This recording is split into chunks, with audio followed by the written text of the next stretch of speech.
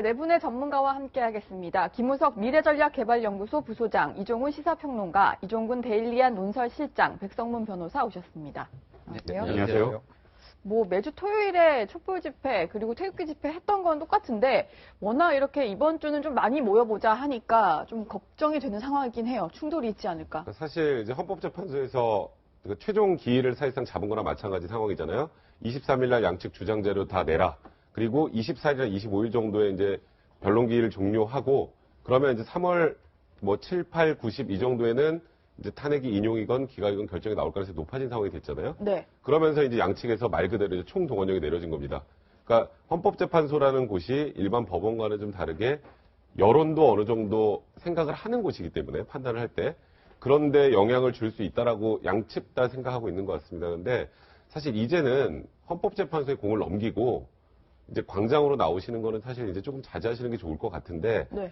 근데 뭐 한쪽에서 많이 나오면 다른 쪽도 여기에 질 수 없다는 의미로 또 같이 많이 나오고 그래서 오늘은 이 전주나 전전주하고 달리 충돌 위험성이 좀 높지 않을까라는 개인적 우려가 좀 있습니다. 네. 물론 가운데에 경찰이 바리케이트를 치고 양측이 충돌하는 걸 막겠지만 이 사이사이 바리케이트 치는 사이사이에서도 충돌이 있을 가능성을 배제할 수 없는 게 지금 굉장히 양쪽이 감정적으로 좀 격앙돼 있는 상황이라 오늘은 좀 굉장히 좀 우려가 큰 상황이라고 보입니다. 예, 오늘이 15차입니다. 15차인데, 오늘의 오늘 집회의 특징은 사실상 정치인들이 대거 참여한다는 것이죠. 물론 이제 이 촛불 집회에 그 야당 의원들이 참석하는 건 계속 11월 한 26일, 그러니까 6차 집회까지는 참석을 했습니다. 그러다가 이제 탄핵 소추안이 가결된 이후부터는 정치인들이 빠지고 이제 시민들만 참여를 했죠. 그런데 일단 오늘 더불어민주당은 아예 총동원령을 내렸어요. 그래서 야당 의원들이 대거 다시 참여하는 건,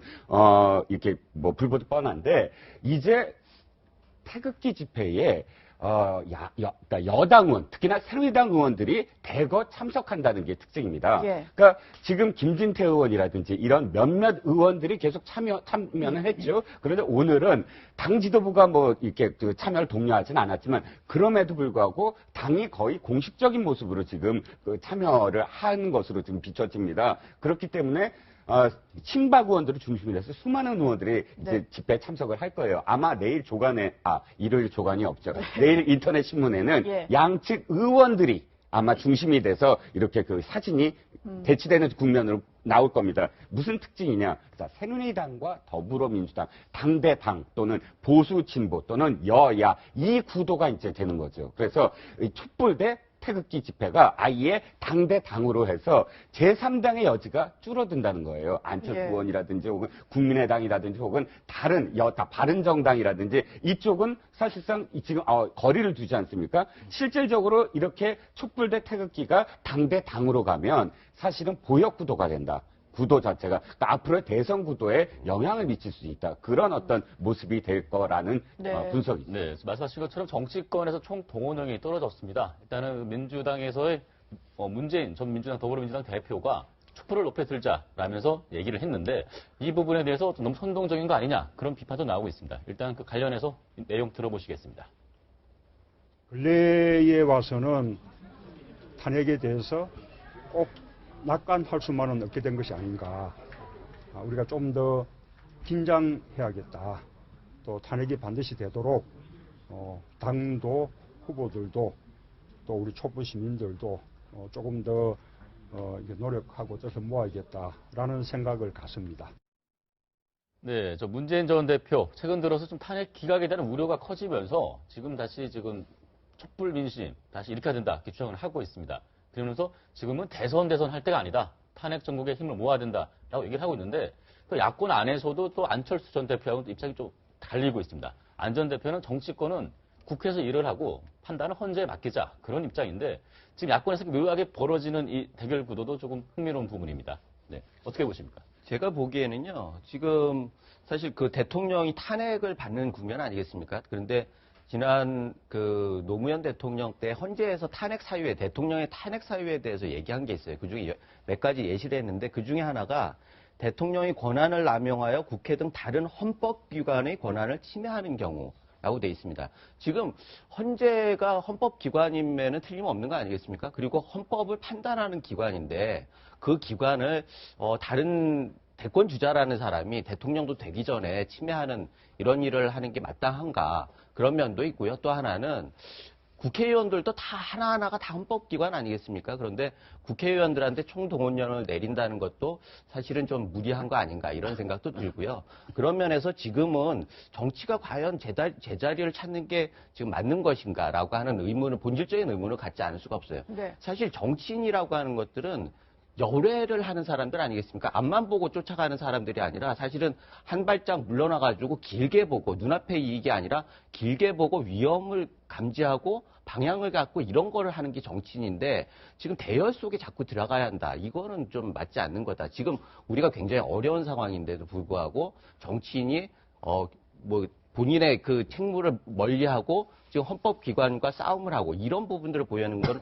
국민들한테도 그렇고 결코 바람직하지 않다라는 생각이 들고요. 네. 그런 면에서 지금 정월 대보름에 사실 그 쥐불놀이가 큰 불이 될 거다라고 하는 그런 얘기들을 어제 뉴스에서 계속 나왔어요.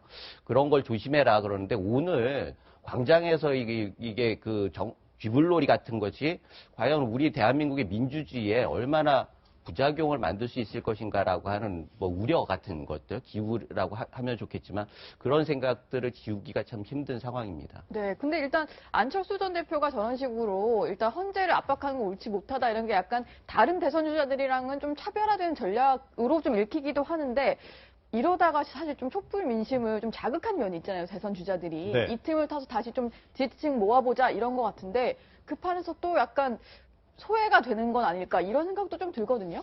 그럼에도 불구하고 사실은 저 말이 맞죠. 그러니까 정치인들이 굳이 이렇게 촛불 집회를 열고 싶으면 국회에서 열면 되죠. 왜 저기 광화문으로 나가고 시청광장으로 나갑니까? 결국은 그러니까 지금 이 대선 국면에서 활용하려고 하는 의지가 좀 굉장히 강한 거 아니겠어요? 저는 그건 굉장히 잘못된 그 정책 판단이다라고 생각합니다. 아마 유권자들도 또 저 집회에 나오시는 분들도 정치인들 나오는 거에 대해서 그렇게까지 탐탁지는 않을 겁니다. 자, 그 정서를 좀 잘 반영을 해야 된다라고 생각을 하고, 네. 저기 지금 집중적으로 나가시는 분들 보면 새누리당 의원들도 그렇고 이 야당 쪽에서도 마찬가지고 다들 이 대권에 관심 많으신 분들이 주로 나가요. 그러니까 결국은 대선에 활용하겠다 이거 아닙니까? 그런데 그게 너무 속보인다는 겁니다. 이미 국민들 다 압니다.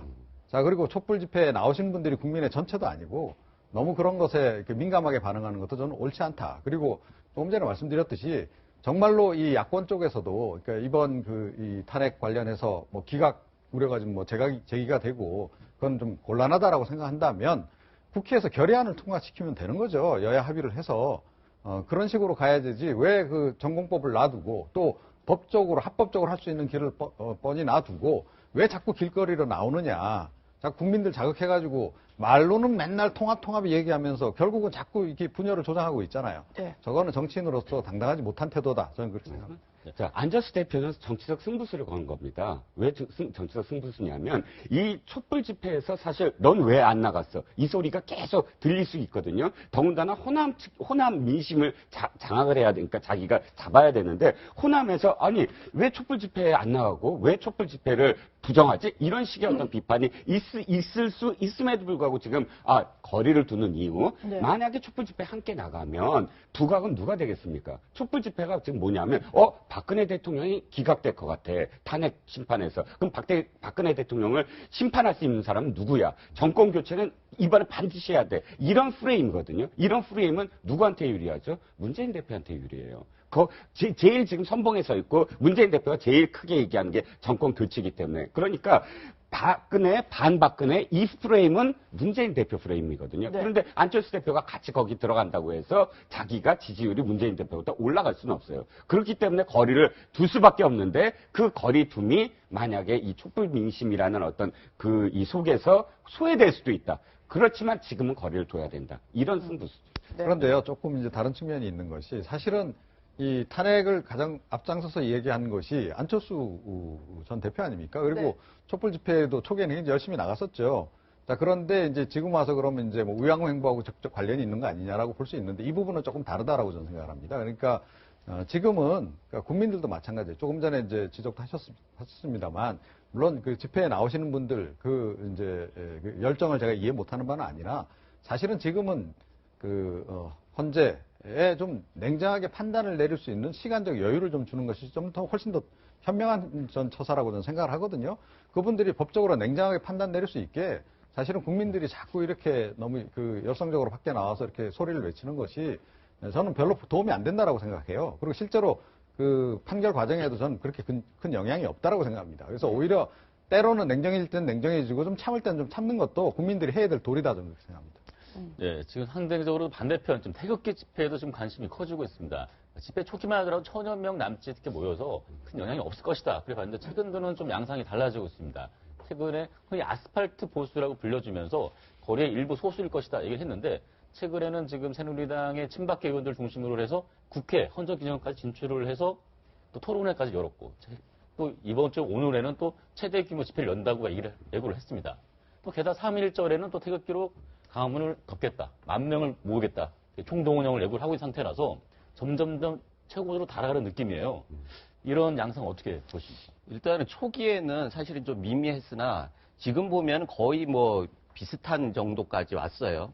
그 처음에 촛불 민심이라고 하는 거는 사실 그 국민들 보수나 중도층들이 굉장히 많이 참여했습니다. 그게 사실이고 그게 촛불 집회라고 하는 규모를 결정했다고 해도 과언이 아닌데 그럼에도 불구하고 지금은 상당히 그게 줄어들면서 결국은 야당에서 문재인 대표와 더불어민주당에서 총동원령을 내려야 할 정도의 그런 좀 옹색한 그런 분위기로 가고 있는데 이걸 불씨를 어떻게 살려야 할 건가라고 하는 게 문재인 대표나 그 야당의 요구인 거에 비해서 태극기 집회 같은 경우에는요 상당 부분 그 처음에 시작했을 때보다 지금은 새누리당이나 의원들이 가가지고 그게 권력화돼 있어요. 네. 지금 상당히 그 마이크를 주느냐 마느냐 이 부분에 대해서는 태극기 집회 그 탄기국이라고 하는 주최 측이 결정을 한 겁니다. 그래서 김문수 의원 같은 경우에도 처음에 그 마이크를 잡았을 때 굉장히 주위에서 비판들 좀 있었던 것도 사실이고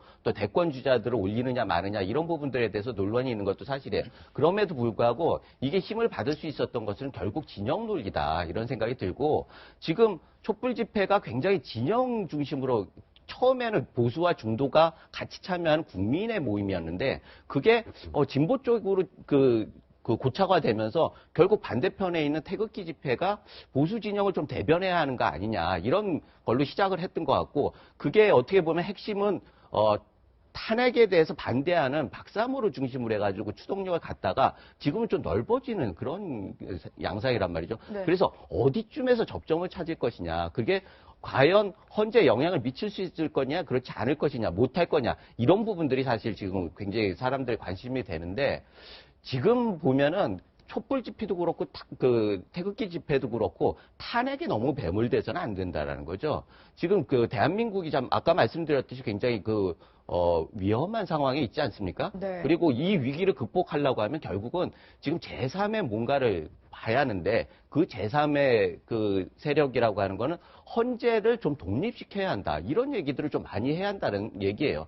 헌재 앞에서 헌재의 권위를 인정하고 그를 존중해야 한다. 대통령 후보들도 그거를 따라야 한다고 선언해야 한다라고 하는 집회가 왜 없는지 모르겠어요. 그런 면에서는 지금 아까 말씀하셨듯이 양쪽이 너무 극단화돼가지고 지금 대치 국면으로 계속 가는 거는 바람직하지 않고 네. 결국은 각자 자기 위치에서 어떻게 이 난국을 극복해야 하느냐 이런 부분들도 좀 옮겨가야 하는 거고 대선 주자들은 또 대선 주자들대로 자기의 미래 비전을 가지고 승부를 해야 하는 거고 국회에도 국회 나름대로 해야 할 일들이 있지 않습니까? 그런데 이게 주말 이 집회에서 총력전으로 양상을 띠면서 대결 국면으로 치닫는다는 거 이거는 굉장히 우려스럽다 이런 생각이 듭니다. 네, 일단은 태극기 집회에 있어서는 친박 의원들이 주축이 돼서 이제 좀 새 확산에 나선 그런 모습인데 옳고 그름을 떠나서 일단은 지금 야당의 총동원령에는 꼭 나설 수밖에 없다 이런 주장을 하고 있는 것 같아요. 최선봉에 선 두 사람이 있는데 김진태, 윤상현 두 의원입니다. 지난주에 이제 국회에서 토론회를 열어가지고 탄핵 반대 이런 운까지 띄웠었는데 어떤 얘기들을 했는지 한번 들어보시죠. 태극기란 저에게 무엇이냐 한번 생각해 보는데요. 첫 번째는 눈물이다. 저는 그런 생각이 듭니다. 저 뭡니까? 애국가 울려 나올 때도 눈물 나고 우리 그 추운데 손잡으면서 대통령님 꼭 살려주세요 하는 말 들어도 눈물 나고 태극기 집회는 자유민주주의와 헌정 질서를 지키고자 하는 충정 어린 민심의 권리입니다. 그러니까 마치 촛불 민심은 잘못됐고 태극기 집회가 진짜 충정어림 애국의 민심이다 뭐 이런 얘기를 하는데 저 자리에는 뭐 손범규 변호사 이제 대통령 측 대리인 변호사까지 등장을 해서 탄핵 기각을 확신한다 뭐 이런 얘기를 했거든요. 근데 사실은 지금 좀 논란이 되고 있는 게 그 보수단체 집회 지금 뭐 진행이 되고 있습니다만 자유총연맹이라는 이제 국고 보조금을 받는 보수단체에서 이제 우리도 좀 나서겠다라고 하면서 3.1절에 100만 명이 모이는 집회를 열겠다 이렇게 그 김경재 총재가 얘기를 했거든요. 네, 사실 김경재 총재는 계속 나오셨죠. 태극기 집회 항상 나와서 마이크 많이 잡으셨던 것 같은데 네. 본인 개인으로 나오는 건 상관없지만 자유총연맹을 통해서 뭐 100만 명을 모으겠다 3.1절에 100만 명을 모으겠다라고 하는 건 그거는 일단 정부 지원금 받는 단체잖아요. 그리고 선거에서도 중립 의무를 지켜야 되는 곳인데 네. 그곳에서 지금 태극기 집회를 위해서 동원령을 내린다라는 거는 이거는 명백하게 이제 법 좀 질서를 침해한다라고 봐야 될 것 같은데 이게 지금 아까 말씀하셨던 것처럼 너무 이쪽과 저쪽의 세대결 통해서 우리가 더 많이 나오면 탄핵이 기각될 거야. 우리가 더 많이 나오면 탄핵 인용될 거야. 모두로 가는데 그거 전혀 상관없거든요. 예. 그러니까 지금 태극기 쪽에서는 민감한 이유가 과거 이제 촛불 집회에서 뭐 100만, 200만 뭐 이런 얘기들이 나올 때 숫자가 잘못됐다로 시작이 됐어요. 저 반대 태극기 집회 쪽에서 아니 저기 10만 명밖에 안 되는데 저걸 왜 200만이라고 하는 거야? 왜 언론은 저걸 다 200만이라고 해? 우리도 저렇게 숫자를 만들어서 우리 힘을 보여주면 탄핵이 기각될 수 있어로 시작이 돼서 이게 이렇게 오게 된 거니까 이 100만 명 얘기도 이래서 나오는 것 같고요. 요즘에 사실 전주에도 보니까 태극기 집회 굉장히 많은 분들 나오시더라고요. 네. 그러니까 뭐 과거에 촛불 집회 많이 나올 때 비견할 수는 없겠지만 최근에 많이 나오는 건 어찌 보면 이제 탄핵이 사실상 인용될 가능성이 좀 더 높은 상황에서 어떻게든 우리도 힘을 보여야겠다는 약간 절박함의 표시인 것 같은데 그러니까 이렇게 누군가가 동원이 돼서 사람이 많이 나와서 탄핵이 인용되고 기각되는 건 아니니까 좀 이런 류의 발언 좀 자제하셨으면 좋겠고요. 아까 네. 새누리당 의원들 뭐 윤상현 의원 같은 경우는 그동안 좀 굉장히 조용히 계시다가 이제 태극기 집회 사람들이 좀 많이 나오고 저는 황교안 총리 학습 효과라는 생각이 좀 드는 게 황교안 총리가 어쨌건 대선 지지율이 막 10% 12%까지 올라가잖아요. 아 확실하게 탄핵을 반대하고 또 좀 보수 쪽에서 약간 오른쪽에 있는 분들도 꽤 많구나라는 것을 내부적으로 확인을 하고 우리도 목소리를 내자. 저게 같이 묻어가는 게 맞다. 네. 라고 하면서 사실 김진태 의원이 뭐 처음부터 그러셨으니까 저분은 상관없지만 다른 분들은 그 모습을 보고 아 내가 여기에 참석해야 저 지지율이라도 나도 끌고 갈 수 있겠구나라는 것 때문에 나오시는 게 아닌가 좀 개인적으로 좀 안타깝습니다. 네, 오늘 뭐 집회가 진행되는데 뭐 좀 상황을 지켜봐야겠지만 일단 이런 가운데 저기 최순실 씨 최측근이었던 고영태 씨가 K스포츠 재단을 장악하려고 한 정황이 지금 드러나고 있습니다. 네.